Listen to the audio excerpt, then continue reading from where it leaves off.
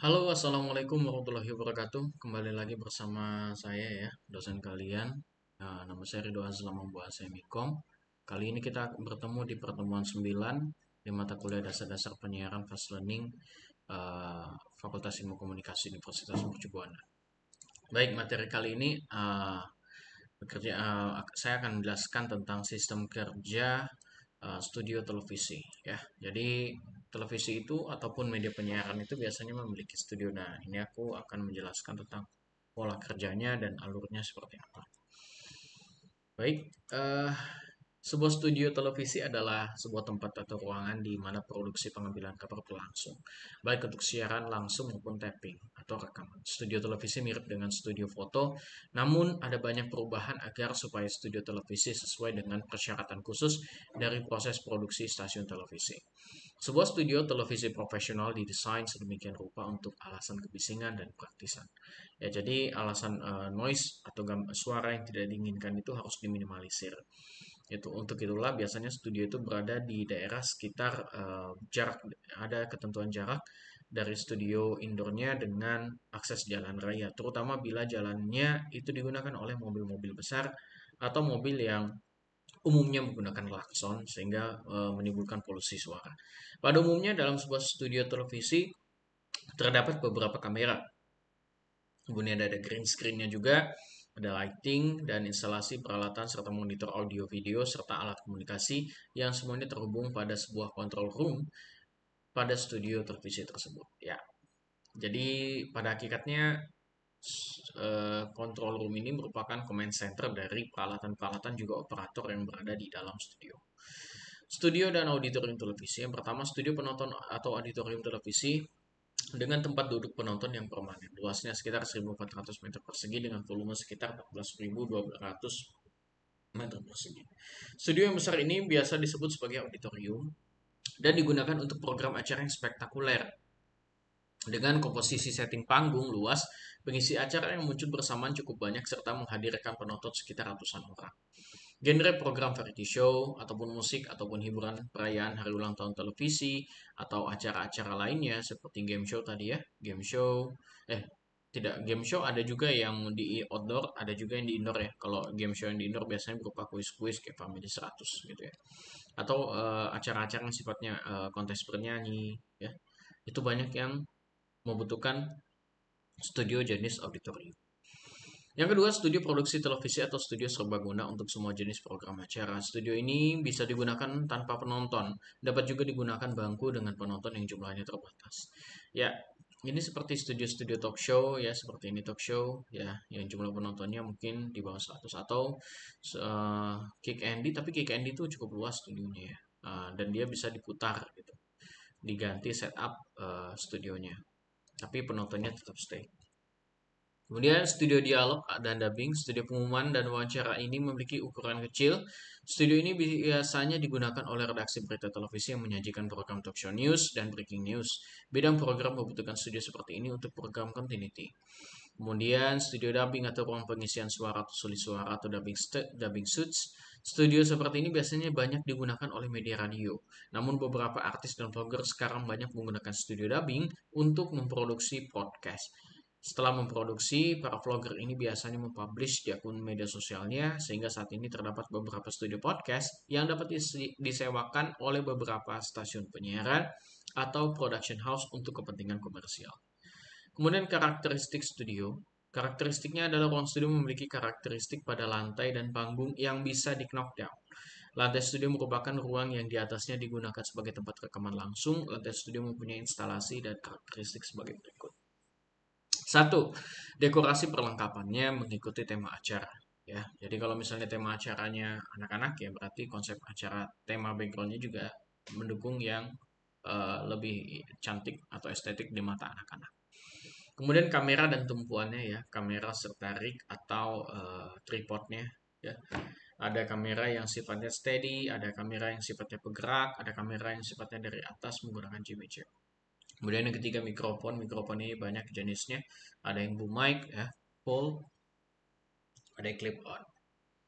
Kemudian alat penerangan dan pengendali peralatan. Alat penerangan ini umumnya berupa lampu, namun ada beberapa lampu yang memang bisa dikendalikan menggunakan sistem studio. Jadi ornamen-ornamen untuk openingnya hanya dengan cukup menekan tombol, ya, atau biasa kita sebut sebagai switcher lighting. Ada juga alat sistem publik untuk komunikasi, ya bisa berupa HT atau yang biasa saya gunakan adalah HoloLens.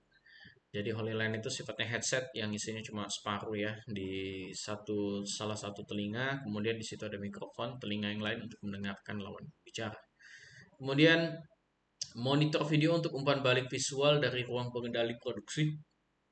Ya, monitor umpan balik ini untuk memberikan gambaran di depan kamera. Jadi orang-orang yang berada di dalam studio itu tahu di depan kamera atau hasilnya setelah diolah oleh sistem studio itu bentuknya seperti apa. Jadi misalnya belakang kita green screen dan kita sedang menjelaskan saat itu mungkin fenomena cuaca atau ramalan cuaca, dan presenternya berikut orang yang ada di studio itu bisa melihat langsung efeknya ya, efek yang diberikan uh, green screen yang diolah itu hasilnya seperti apa, apakah bagus atau masih kurang gitu.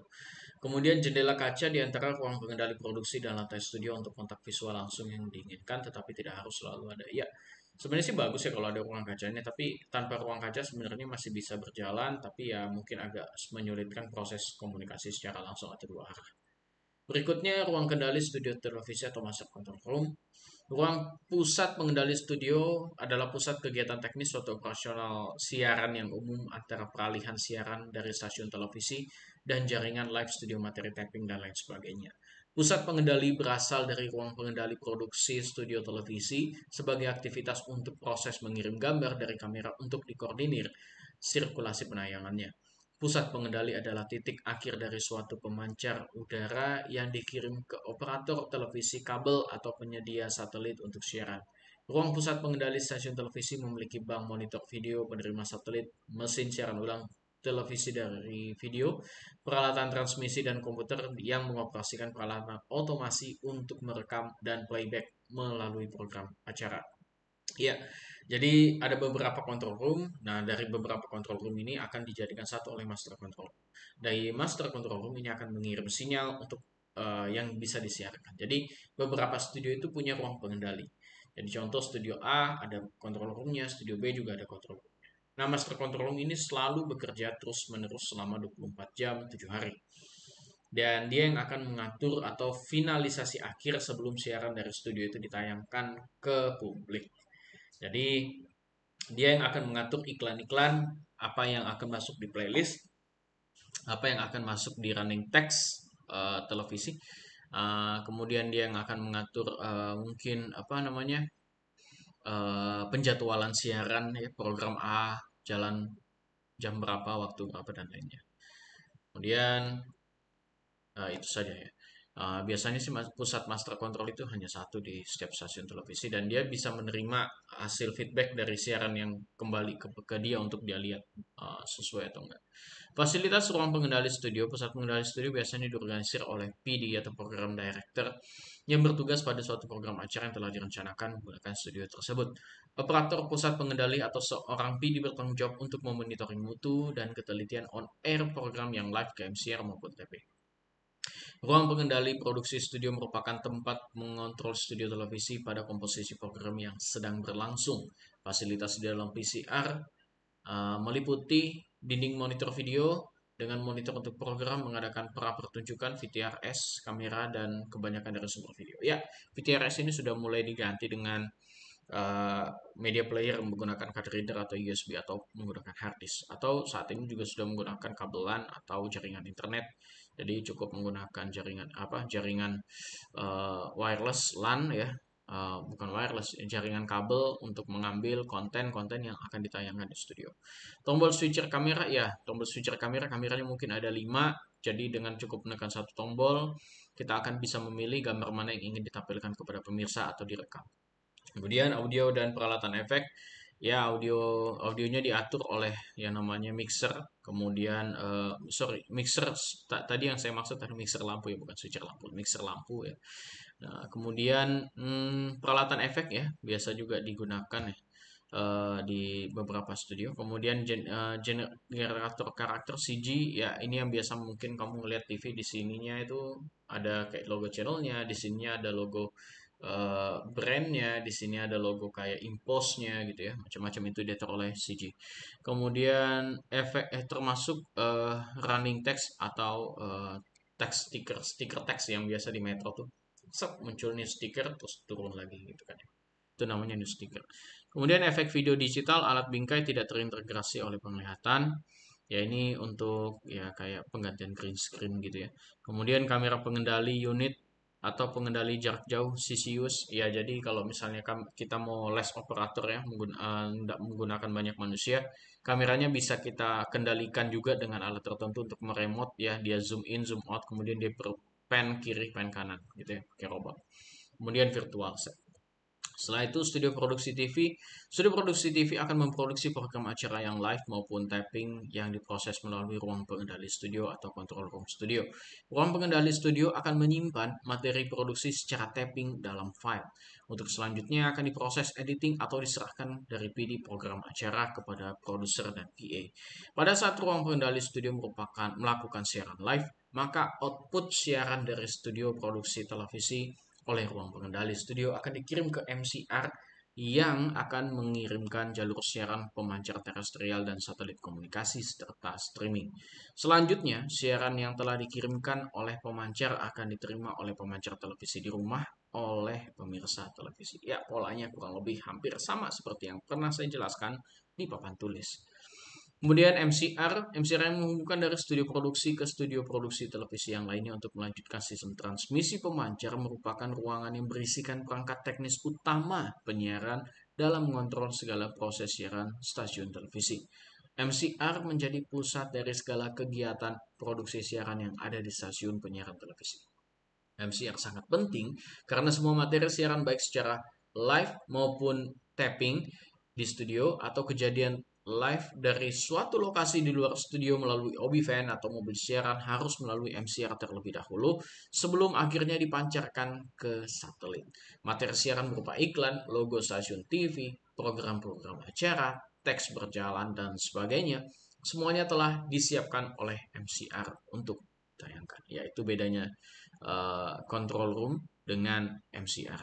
Ya, MCR ini membawahi beberapa control room. Ya. Berikutnya fasilitas lain yang ada di studio, ya ada tempat dekor untuk merubah ruang studio, ya gudangnya. Kemudian ruang fasilitas kamera, ya untuk inventorinya. Ruang desain grafis, kemudian ruang latihan atau ruang tunggu pengisi acara. Ruang khusus make up, kemudian ada gudang perawatan, ada tempat parkirnya juga. Ini semua untuk mendukung proses produksi. Ya, itu saja materi pada pertemuan kita hari ini. Dan jangan lupa untuk mengisi aktivitas forum serta menjawab kuis untuk mendapatkan proses absensi. Jangan lupa subscribe dan berikan komentar terbaik kalian di kolom komentar atau di forum. Anda juga bebas mungkin bertanya soal materi ini di forum yang akan nanti kita buat di Fast Learning. Sekian dari saya. Assalamualaikum warahmatullahi wabarakatuh.